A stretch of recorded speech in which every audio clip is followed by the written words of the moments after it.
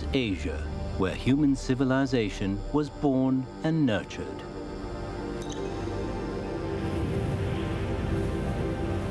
Despite the natural obstacles of mountains, deserts, forests and seas, commercial and cultural exchanges have flourished across the continent's vast expanse.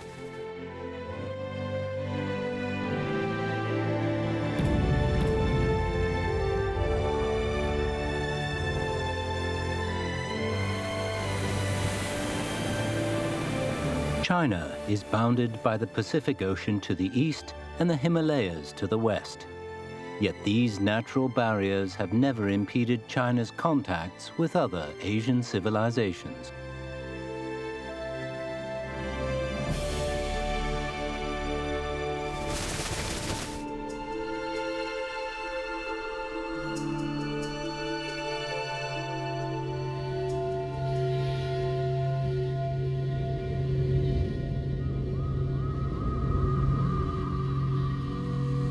Dunhuang, an oasis among the mountains and desert of western China. Its position as a major hub on the Silk Road gave rise to a unique local culture bred from interaction among the cultures of China, India, and Central and West Asia.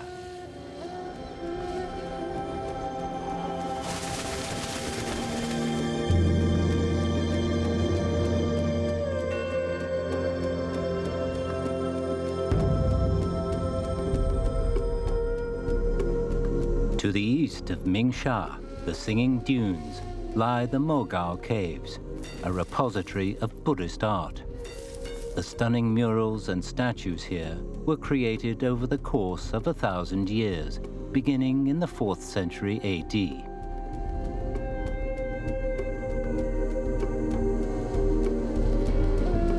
Their craftsmen, originating from India, Arabia, Persia, and elsewhere, combine styles from across Asia and the Mediterranean.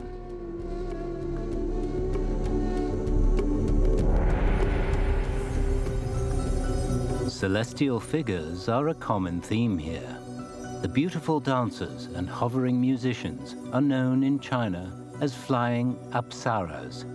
They use their celestial robes, not wings, to fly.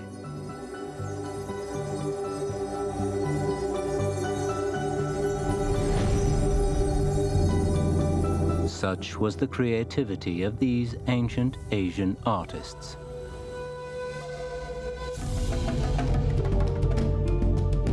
In Indian Buddhism, apsaras were spirits of song and dance. In India and Afghanistan, most apsaras are depicted as male.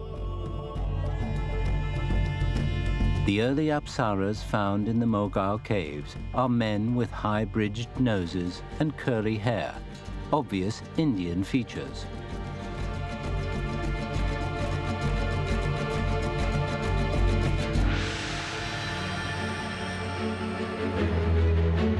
But from the Tang dynasty on, Chinese artists began to depict them as beautiful women.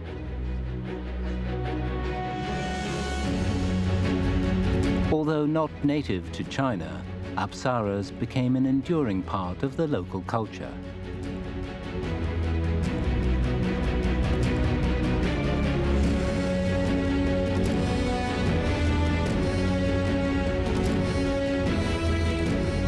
Along the Silk Road, not only silk, but also tea, porcelain, and lacquerware flowed from east to west, while black pepper, flax, grapes, and pomegranates headed in the opposite direction. Also, knowledge, technologies, medicine, religions, and philosophies entered China from West, Central, and South Asia.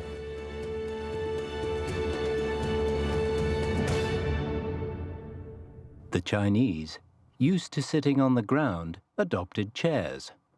They also got a taste for naan bread.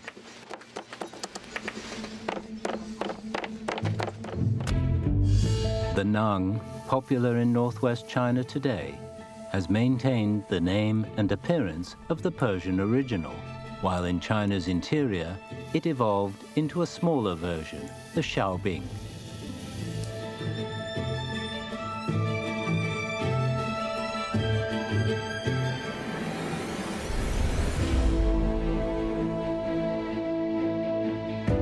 For 2,000 years, the ancient Silk Road, by land and by sea, linked the civilizations of Egypt, Babylon, India, and China.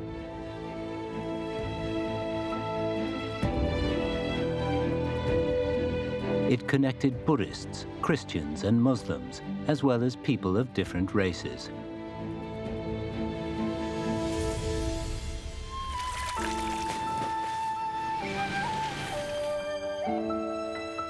As a main channel of dialogue among civilizations, its camel bells, horses' hooves, and creaking masts marked the progress of human civilization and signaled the coming of opportunity.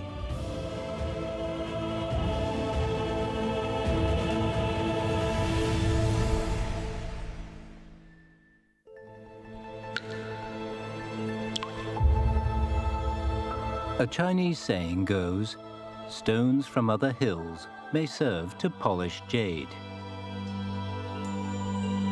Throughout the millennia, China has been enriched thanks to its willingness to learn from other civilizations and absorb their strengths.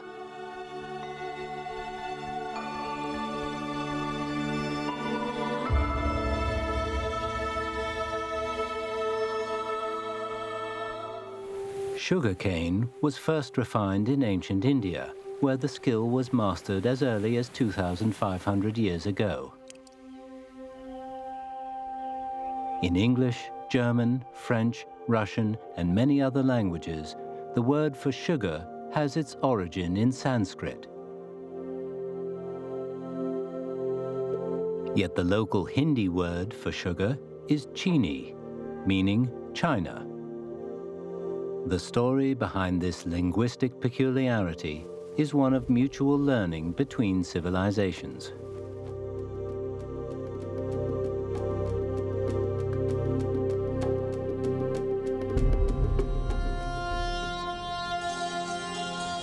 When Tang Dynasty China learned that India was refining sugarcane, they sent an envoy across the Himalayas to obtain the new technology.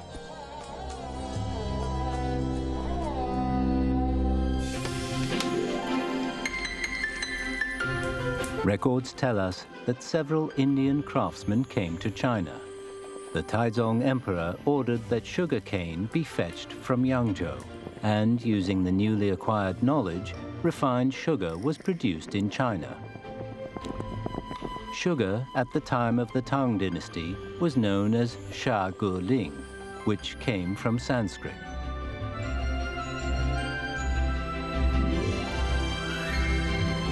The Chinese perfected the original Indian recipe, creating sugar that was finer and whiter.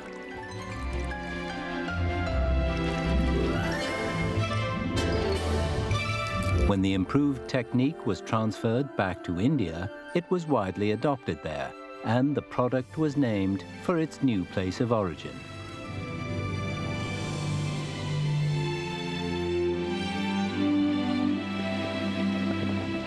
In the great melting pot of civilizations, there is no higher or lower, first or last, only a common upwards advance that's driven by exchange and mutual learning.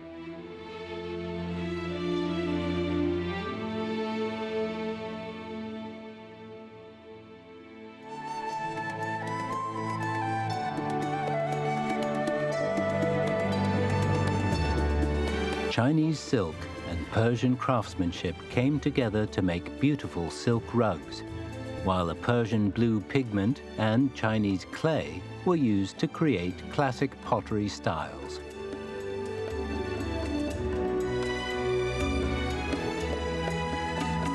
The Chinese ceramics found in an ancient shipwreck reflect classic Western and Central Asian influences in their styles. The Chinese, when they first saw a giraffe from South Asia, thought it was a qilin, Later depictions of the mythical beast would resemble a giraffe.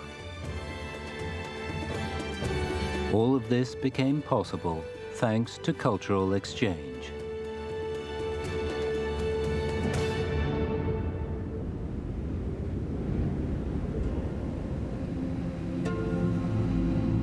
Samarkand in modern-day Uzbekistan is one of the oldest cities in Central Asia. Here, the skill of making paper from mulberry bark has survived since the 8th century. The techniques closely resemble those used in ancient China's Han Empire.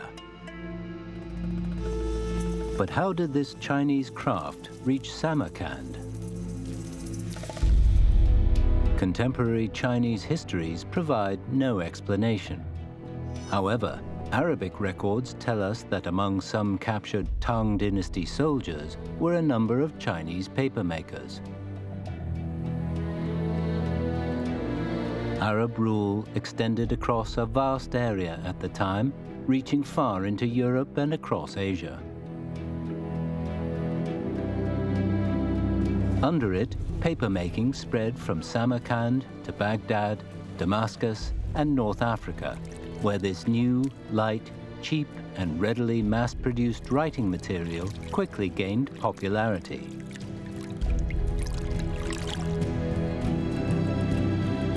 In Europe, parchment fell out of use, replaced by what became known as Samarkand paper.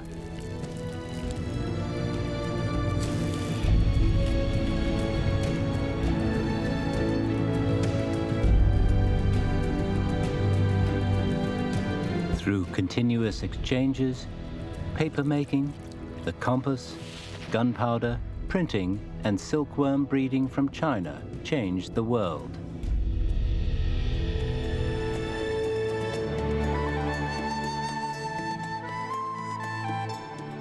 Meanwhile, the Chinese imperial examination system was adopted by several East Asian countries and even influenced countries as far away as England and France.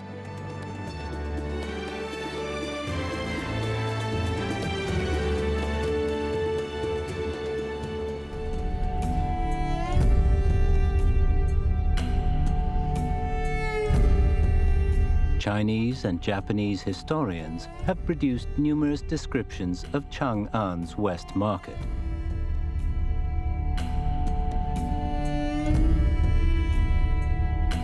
This painting shows Sogdian, Persian, and Arab traders in the streets of the Tang capital.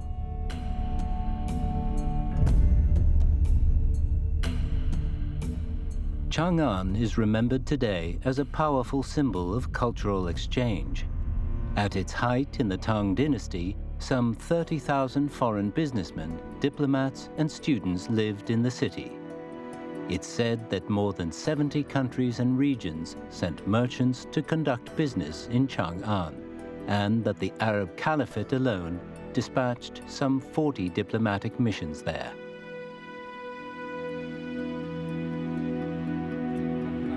Today, the city is called Xi'an.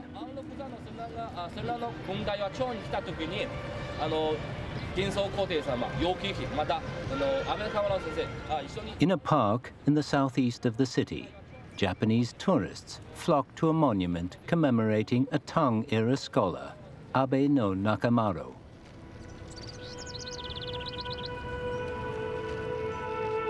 Originally from Japan, he passed the imperial examination and took up a position as a Tang government official. He counted among his acquaintances the famous Chinese poets Li Bai and Wang Wei. Upon his friend's departure from China, Wang Wei lamented, "In all the world, what place is so far? 10,000 miles like riding the void." Within a decade of Abe no Nakamaro's death, around 770 AD, the Japanese capital was moved from Nara to Kyoto. Both cities, in their layout, mimicked Chang'an. And both would go on to become major centers of Japanese culture.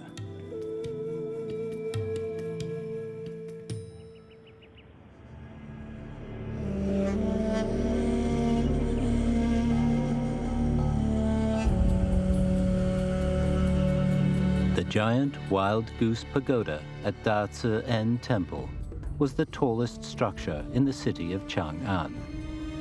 Inside this splendid building, the monk Xuanzang installed the treasures he had collected during 17 years spent traveling and studying Buddhism in India. He devoted the final 2 decades of his life to translating Indian Buddhist texts into Chinese. The Great Tang Records on the Western regions, a contemporary account of Xuanzang's travels, is an important historical reference on a number of countries, including India, Nepal, and Sri Lanka.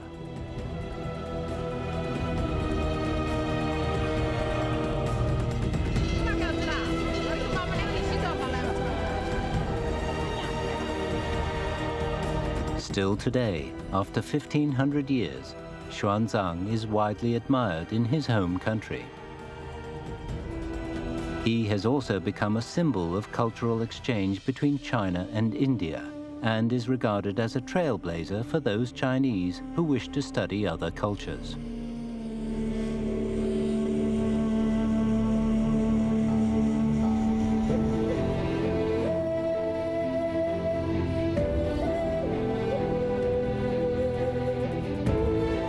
When we look at Asia's ancient history, we see that exchange and mutual learning helped create a number of diverse and vibrant civilizations.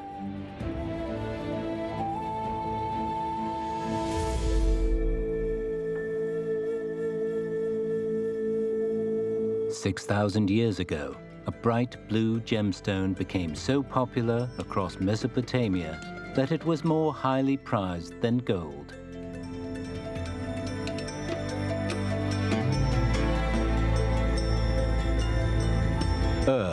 Built by the Sumerians, is one of the oldest cities ever discovered. Among the artifacts excavated here, the lapis lazuli ornaments are particularly striking. However, lapis lazuli were not mined in the region. Mostly, the gemstones originated in the Kokcha River Valley in northeastern Afghanistan. As early as 5,000 years ago, an overland trade route was moving them across Asia.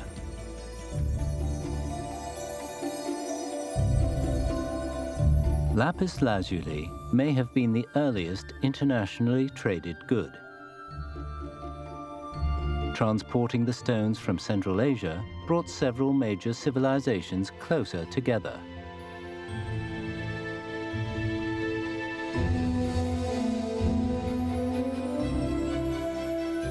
The world's oldest epic poem, the Epic of Gilgamesh, makes several mentions of lapis lazuli.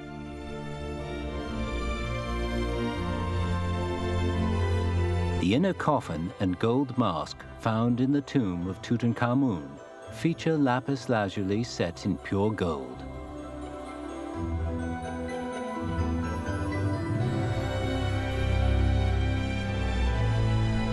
In the Kizil Caves in western China, the blue pigment was used in painting the Buddhist murals.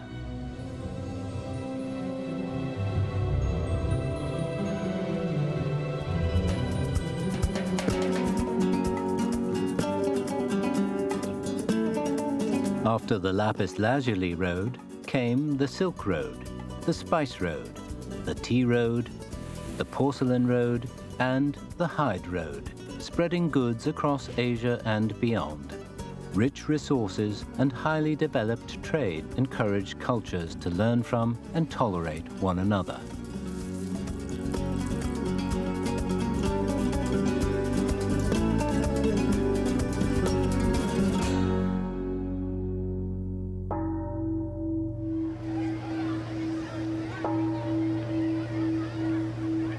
Communication among cultures was also encouraged by the spread of religion. Asia gave birth to the world's great religions. Through the competition for souls and moral ascendancy, they left their mark on different civilizations.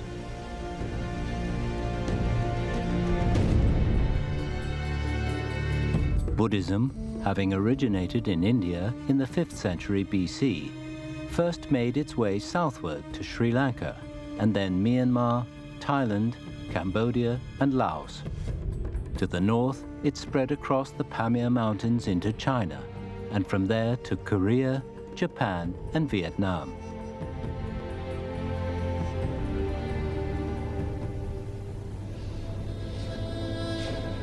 Perched on a hilltop between two volcanoes in Indonesia is the world's biggest Buddhist temple. The ancient Borobudur contains 55,000 cubic meters of stone, carved with more than 2,600 reliefs. The temple shows that Buddhism wasn't simply transplanted into the region. It was integrated into the local culture.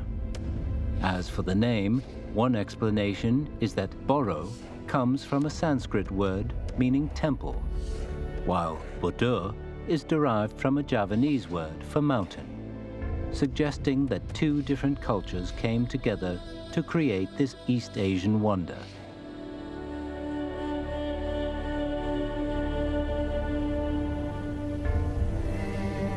As Buddhism spread, so eventually depictions of the Buddha began to appear across Asia.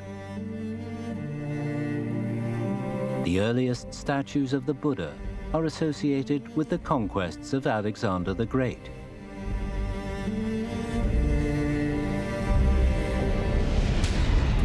In 334 BC, the young Macedonian king began a campaign that would last for 10 years and take him across half of Asia, forging an empire that stretched from the Balkans to the Indus River Valley. His invasion, although it did great harm to Asia's civilizations, established a foundation on which Greek and Asian cultures could interact. The Greek love of sculpture had a deep impact on Gandhara, a city on the Indian subcontinent. It was here in the 1st century BC that the earliest known depictions of the Buddha were created.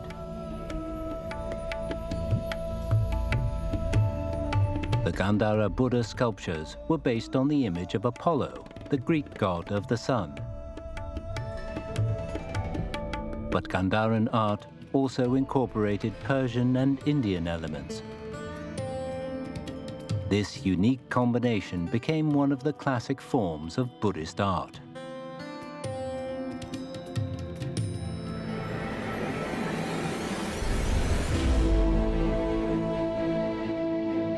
Human culture is diverse. Mutual learning allows art to transcend time.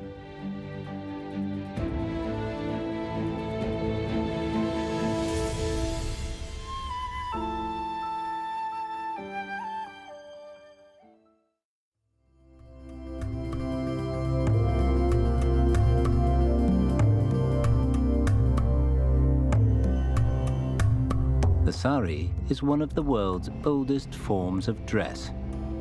That the sari is mentioned in the ancient Indian epic Mahabharata tells us that it's been in existence for several millennia. Similar clothes are widely seen throughout South Asia. In today's India, Pakistan, Bangladesh, Nepal, and Sri Lanka, women still wear the sari. By doing so, they are maintaining the traditional aesthetics and way of life of their ancient civilization.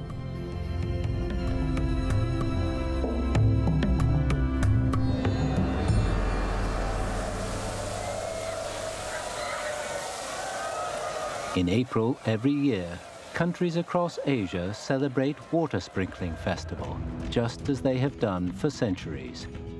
However, the festival has different traditions associated with it, depending on if it's being celebrated in Thailand, Laos, Myanmar, Cambodia, and elsewhere in Southeast Asia, or in China and Sri Lanka. Yet it has one common feature: the use of water as a blessing and means of wishing for good fortune.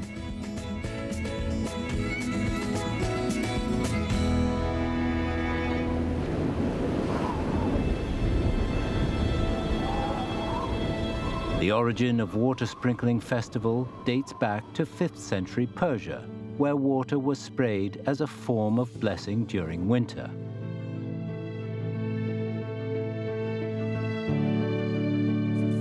The festival later spread to India, where it became known as Songkran, before being adopted in Myanmar, Thailand, and China, where it is still celebrated today.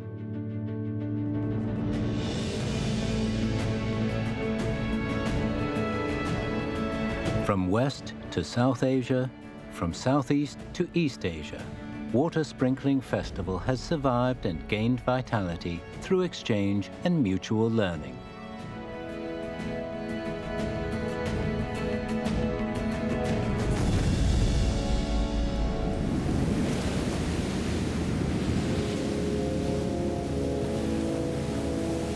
"3,000 years ago, the Phoenicians, who occupied the coastal regions of what is today Lebanon and Syria in West Asia, created something that would affect all of humankind.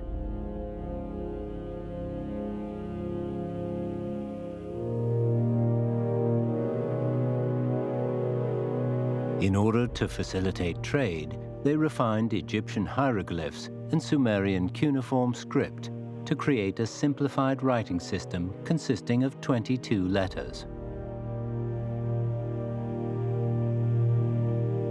This was a historic development. The script would become the source of nearly all the world's alphabets.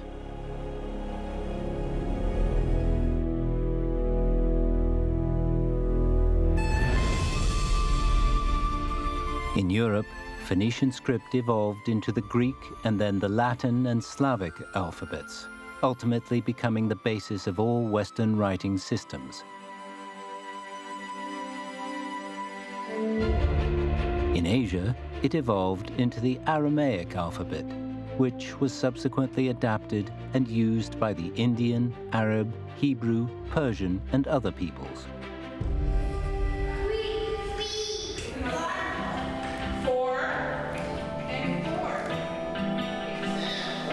English, the lingua franca of the modern world, can trace its 26-letter alphabet back to the ancient Phoenicians of Asia.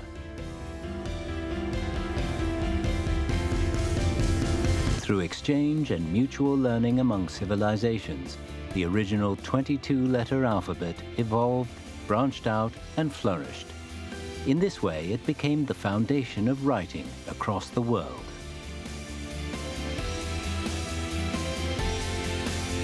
Through constant exchanges with other regions, Asian civilizations have established their identity and changed the world.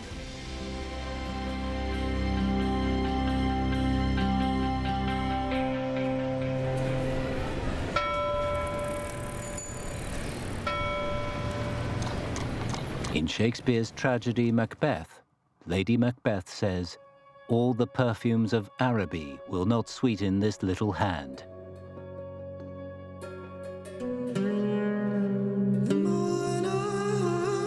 This outburst reveals that as early as the 16th century, Europe's nobility prized spices and fragrances from the Arab world. It was in ancient Egypt that spices were first widely used.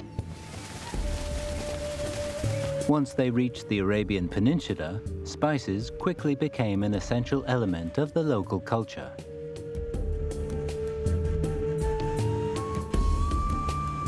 Historically, the trade in spices and fragrances has been closely associated with the Arab world. The unique natural conditions in the southern part of the Arabian Peninsula made it the only place in the world that produced frankincense and myrrh. The Greek historian Herodotus wrote, "The whole of Arabia exhales the most delicious fragrance."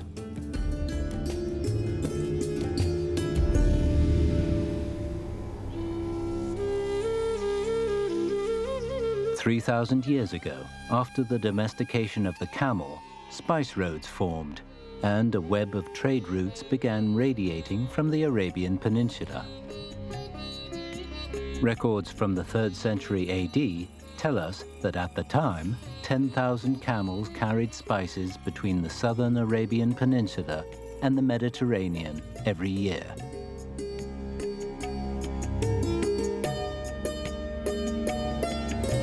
Spices are mentioned a total of 188 times in the Bible, none more so than frankincense and myrrh.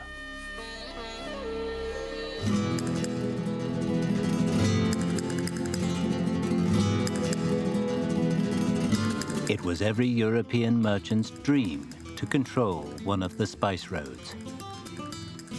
The great explorers of the Age of Sails, including Christopher Columbus, Vasco da Gama, and Ferdinand Magellan, were all spice traders.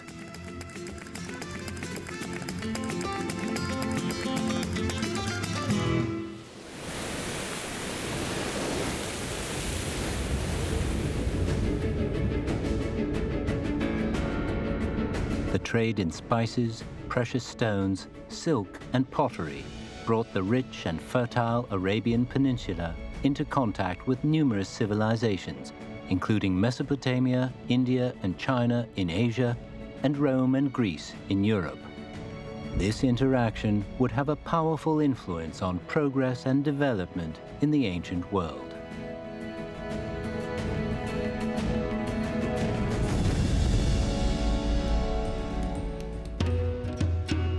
Tales such as Ali Baba and the 40 Thieves, Aladdin's Wonderful Lamp, and the 7 Voyages of Sinbad have become part of global popular culture. In the 8th and 9th centuries AD, folk stories such as these were compiled into the classic 1001 Nights or the Arabian Nights. No single author is responsible for this iconic work. Rather, it's a collection of folk tales that were brought together and refined by ordinary people and scholars over several centuries.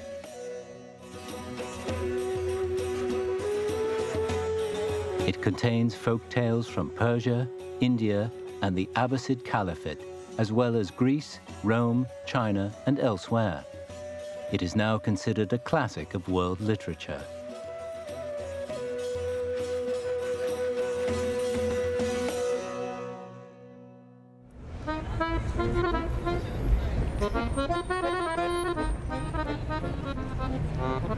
When it was translated into French by Antoine Galland in the early 18th century, 1001 Nights gave rise to a fascination for the Orient that swept Europe.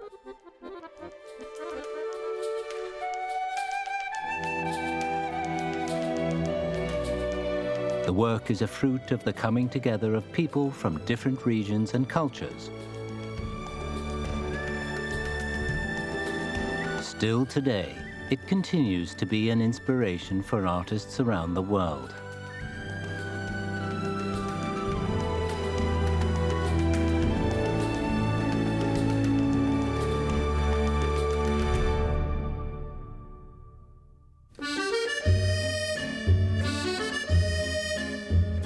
However, during the Middle Ages, Europe lost many Greek and Roman classics. Fortunately, Europe was not alone. In neighboring Asia, Arab scholars had, in the course of 2 centuries, translated the literature of Greece, Rome, Persia, India, and other civilizations into Arabic. Such was the desire to gather knowledge from other parts of Asia and Europe that enormous resources were devoted to these projects. Translators were offered generous rewards for their work. In 830 AD, the Bait al-Hikmah, or House of Wisdom, was established in Baghdad as a center for scholars, teachers, and translators. Ptolemy's Almagest, Plato's Republic, Aristotle's Physics, and his works on logic, as well as many other treasures of human civilization, were translated into Arabic during this period.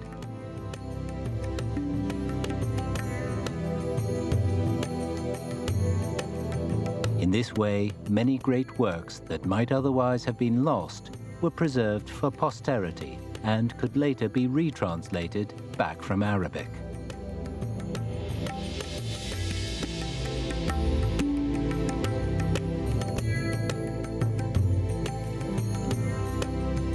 In part, thanks to the knowledge gained through these translations, a flourishing Arab civilization was created that would have a major influence on the European Renaissance.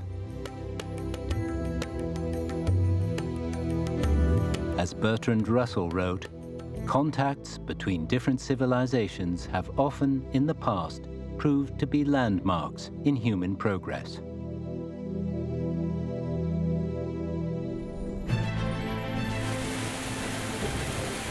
Civilizations are like water, silently nurturing everything they touch.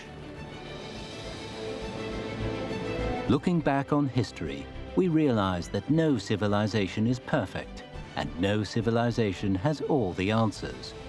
But each one is unique, and its achievements are deserving of respect and appreciation. History is our inspiration for our actions today. Only through exchange and mutual learning can we create an inclusive, vibrant society in which everyone can flourish.